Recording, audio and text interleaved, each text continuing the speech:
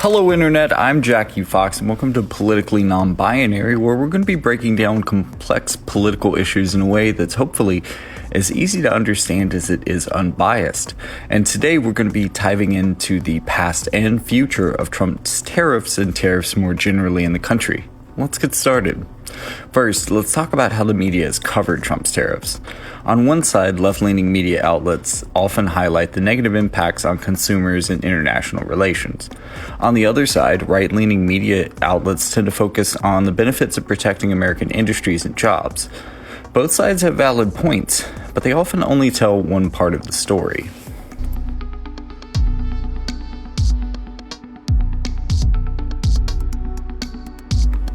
From a liberal standpoint, the primary concern with tariffs is their impact on domestic consumers and the overall economy. Tariffs are essentially taxes on imported goods, and they often lead to higher prices for a range of products. This is because importers typically pass on the additional costs to their consumers. For example, tariffs on steel and aluminum imposed during Trump's first term led to increased costs for American manufacturers, who then passed these costs on to consumers in the form of higher prices for goods like cars and appliances. Americans should be distinctly aware of how much supply chain difficulties can increase the cost of goods on a day-to-day basis, as this has had a lot to do with COVID-era inflation strains. Economists widely agree that the burden of tariffs falls predominantly on domestic consumers. This is because tariffs increase the cost of imported goods, and these costs often are transferred to the end consumer. For instance, a study by the Peterson Institute for International Economics estimated that Trump's proposed tariffs would cost the average U.S. American household about $2,600 per year. Additionally, the tariffs can disrupt supply chains and lead to inefficiencies in the market, further driving up prices. Critics argue that these higher costs disproportionately affect lower-income households who spend a larger share of their income on goods subject to tariffs. From a conservative viewpoint, tariffs are often seen as a vital tool for protectionism, which aims to shield domestic industries from foreign competition. This perspective emphasizes the need to protect American jobs and industries that are vulnerable to cheap imports. The argument here is that by imposing tariffs on imported goods, the government can level the playing field for American businesses, making domestically produced goods more competitive in terms of price. This, in turn, is believed to help preserve jobs and support the growth of local industries. Conservatives argued that tariffs can help reduce the U.S. trade deficit, which is the difference between the value of goods a country imports and the value it exports. A high trade deficit is often seen as a sign of economic weakness. It can indicate that a country is overly reliant on foreign goods. By imposing tariffs, the goal is to encourage consumers and businesses to buy American-made products, thus boosting domestic production and reducing the trade deficit. Supporters of this approach believe that tariffs can be used as bargaining chip in international trade negotiations, helping to secure better deals for American businesses. In the 1990s, the U.S. entered into several globalizing trade deals, such as the North American Free Trade Agreement, otherwise known as NAFTA, and the General Agreement on Tariffs and Trade, GATT. These agreements aim to reduce trade barriers and increase economic integration. While they succeeded in boosting global trade and economic growth, they also had significant consequences for the American middle class, particularly in manufacturing-heavy regions. The shift toward global trade led to a decline in manufacturing jobs in the U.S. from 1979 to 2019. Manufacturing fell from 19.6 million to 12.8 million, a loss of 6.7 million jobs. This decline was especially pronounced in the 2000s, with about 5.5 million jobs lost between only 2000 and 2012. The loss of these jobs hit many communities especially hard, leading to economic decline and resulting social challenges. Growing up in a town that experienced this decline, I saw firsthand the impact on families and communities. Many people I know were deeply affected by the loss of manufacturing jobs, which have historically provided stable, well-paying employment for generations.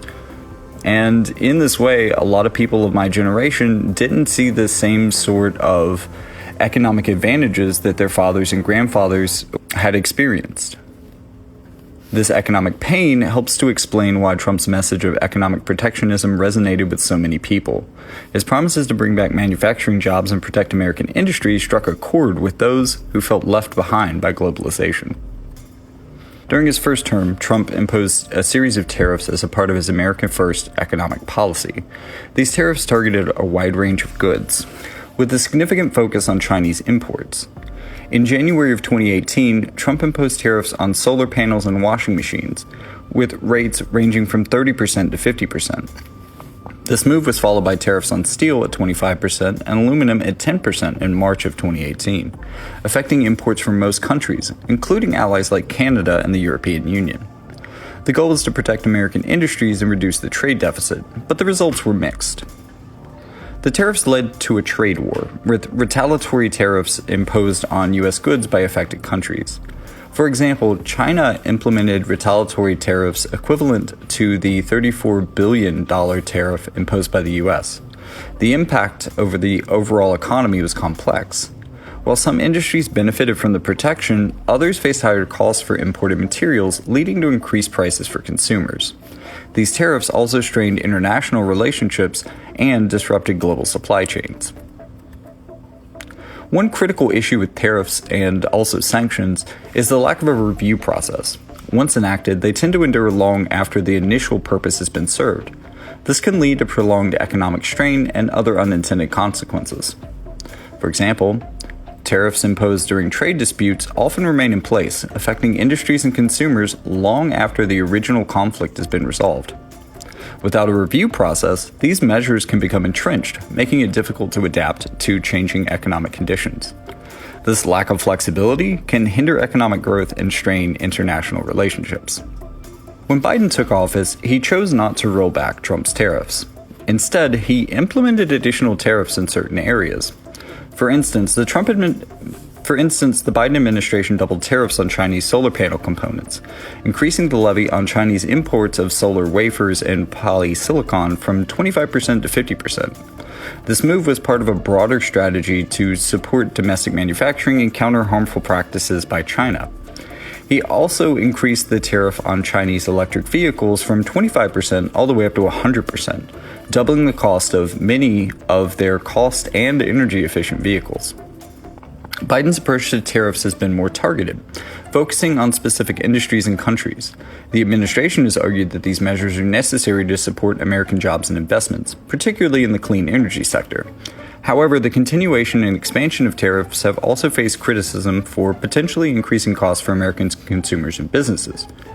The lack of a formal review process for tariffs means that these measures often remain in place long after their initial purpose has been served, leading to prolonged economic strain and unintended consequences. And the Biden administration was a pretty good example of that. Biden's tariff policies have had a significant impact on various industries, including the electric vehicle or EV sector.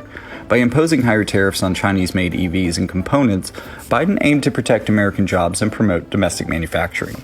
This move has inadvertently benefited companies like Tesla, which already had a strong foothold in the U.S. market.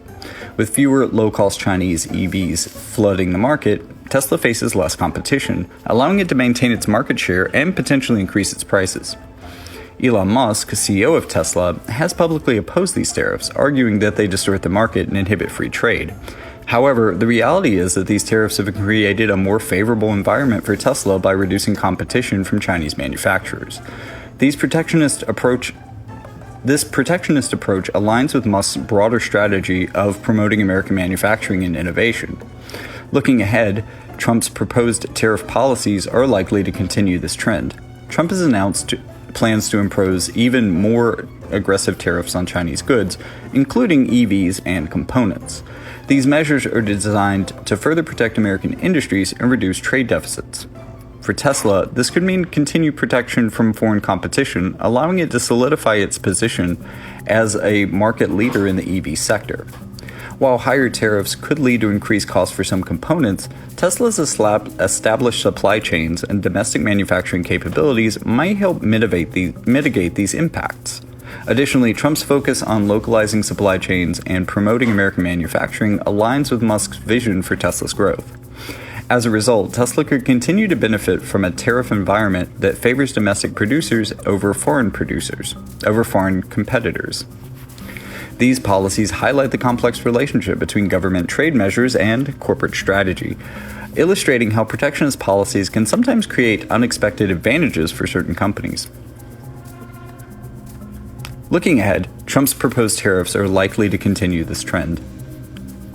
He has announced plans to impose tariffs between 60 to 100% on Chinese goods, and a tax of between 10 to 20% on every product imported from all U.S. trading partners.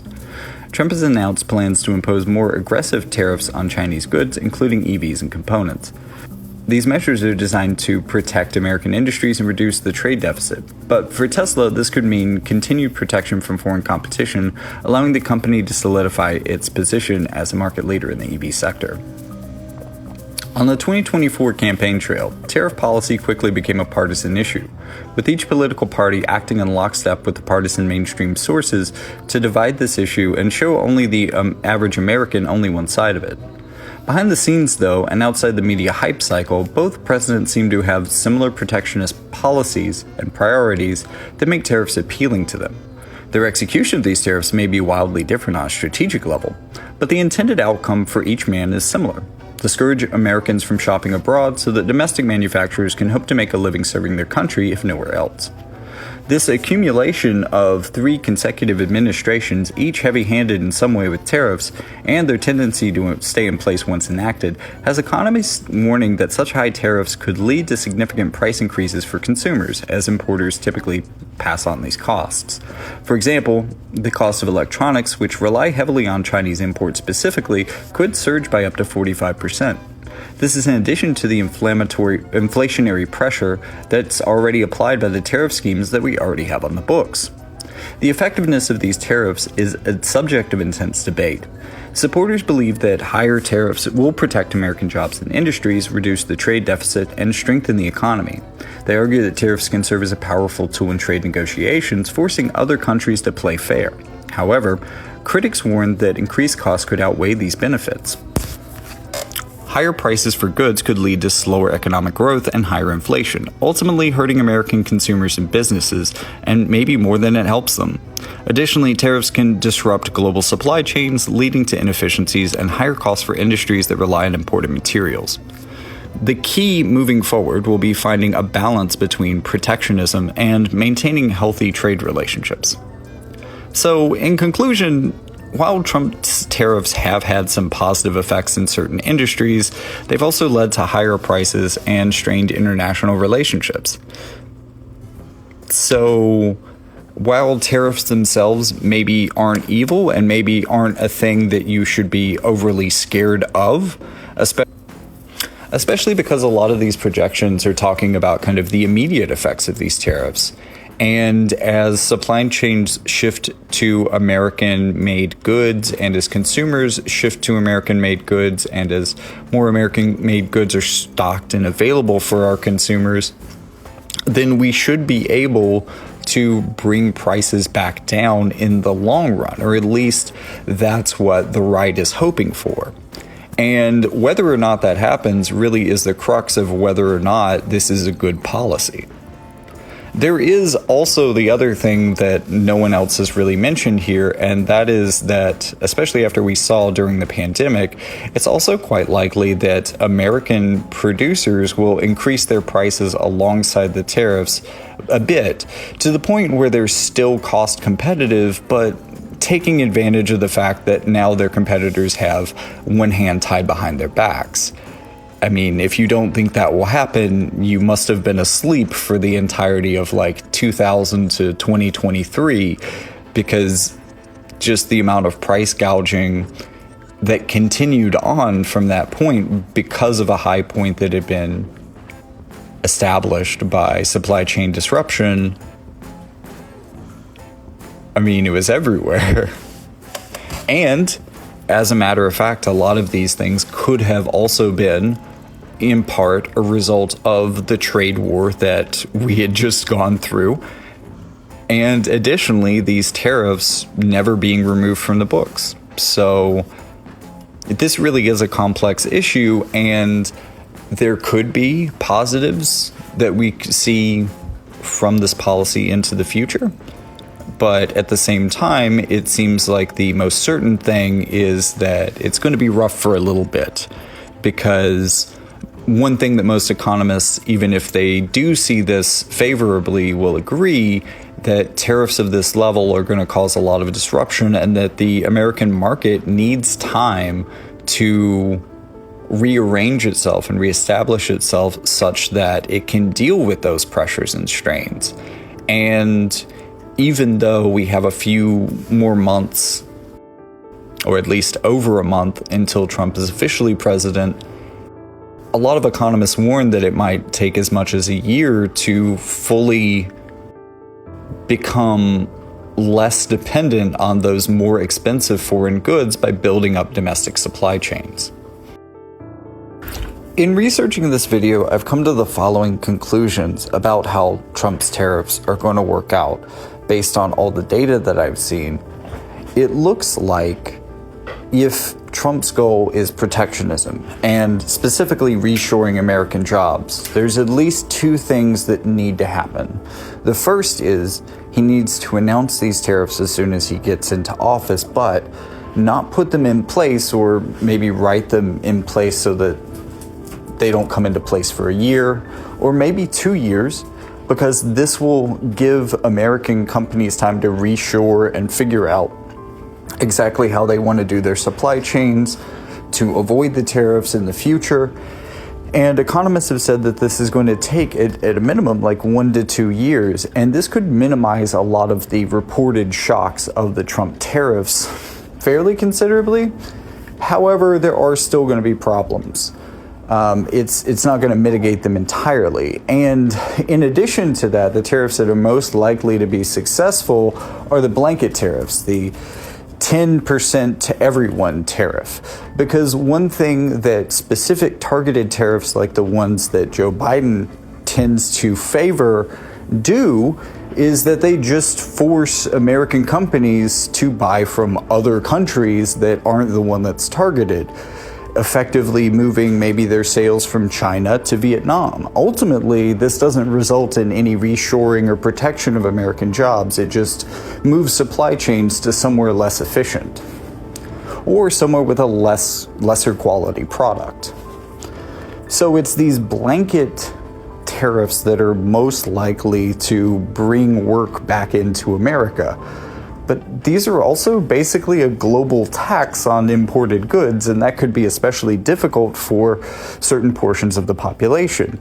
And what's most tragic about that is that if you do recognize that NAFTA and trade deals of that era were bad for a specific population, mostly, according to certain research, black and brown folks who were previously middle class thanks to skilled manufacturing jobs, they were hit the hardest. And they were also, because of structural racism, the least likely to be able to rebound into some of the jobs of the future. This really held an entire generation or two back.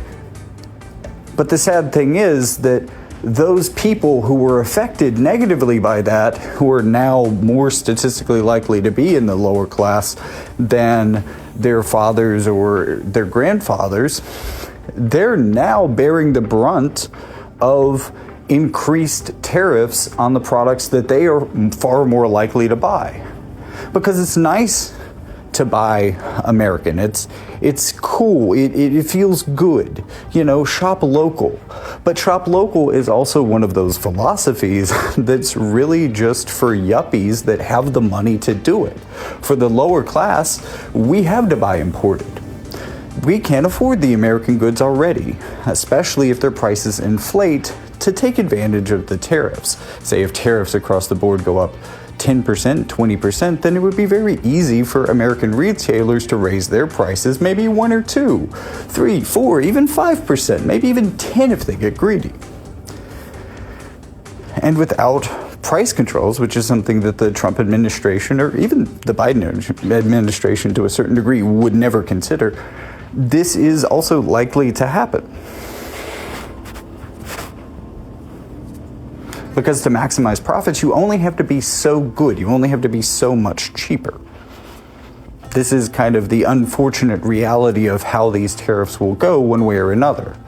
There is some potential that they do good, And there are specific strategies, some of which Trump may employ, that could help those changes go smoothly. However, the left is right to claim that there will be significant collateral damage. And if he truly cares about the black and brown Americans and their descendants who were impacted by globalizing trade deals, then he will try to find some way to support those people who are also going to be bearing the brunt of most of the tariffs. Right? Right?